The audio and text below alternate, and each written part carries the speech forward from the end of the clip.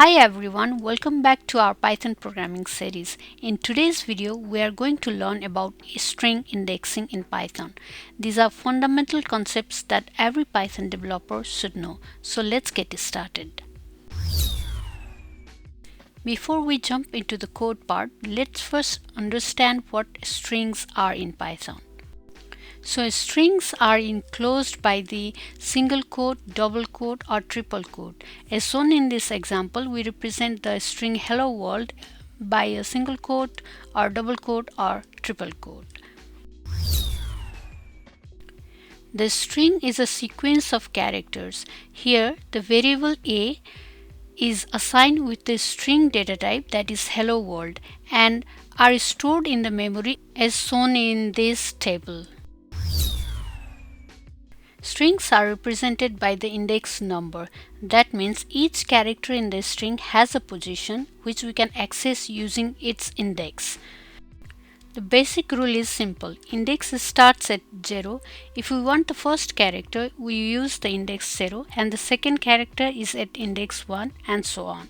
Each character in the string hello world has its unique index number. Using those index number, we can access the characters in the string.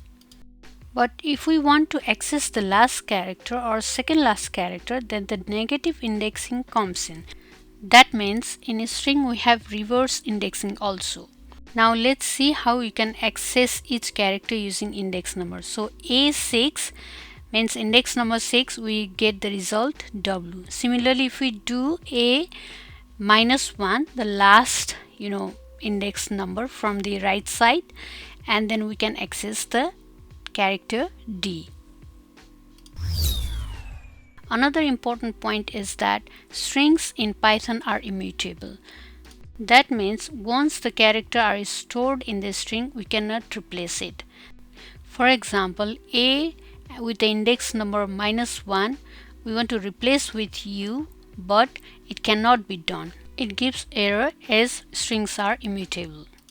Now let's practice all these things in Jupyter Notebook. Hash string indexing. Now I will create a variable called string1 and then assign a string hello world, and then now if we want to print, we can print like print string 1 and then run it, so we get the string hello world. Similarly, if we want to know the length of the string, then we can write as len string 1 and we run it, that is 11. Now we want to access individual characters of a string, then for that I am going to write print and then string 1, and then I want to print the character which is stored on the index 0.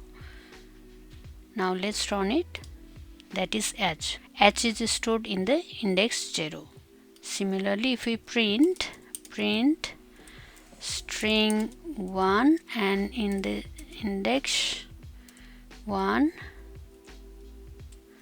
and run it, this gives us the second character, that is E. In the same way, we can print the character, let's say string, we say 7, and then we'll run, and then O is printed. This one O is printed. But if we want to access the last character or the second last character, that is like D or the L, so for that case negative indexing comes in. For that we have to write like print string 1 and then -1 for the last character. Let's run it, and then D.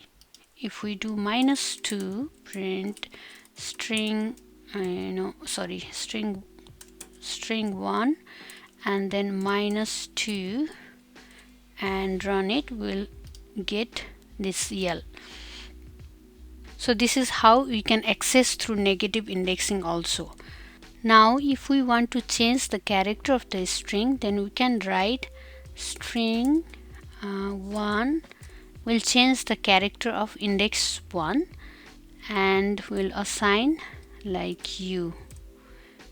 So instead of this E, I want to replace with U. Now let's run it. It will give error because once the characters are stored, it cannot be changed. That's why string in Python are immutable. Okay, that's all for today. We have learned string indexing in Python in this episode. For a short recap, indexing lets you access individual characters in a string, and we can also use negative indexing in a string in Python. That's all for today's episode. I will come in the next episode with the topic string slicing. Please stay tuned. If you like this video, give it a thumbs up and don't forget to subscribe for more Python tutorials. Thank you for watching and I will see you in the next episode.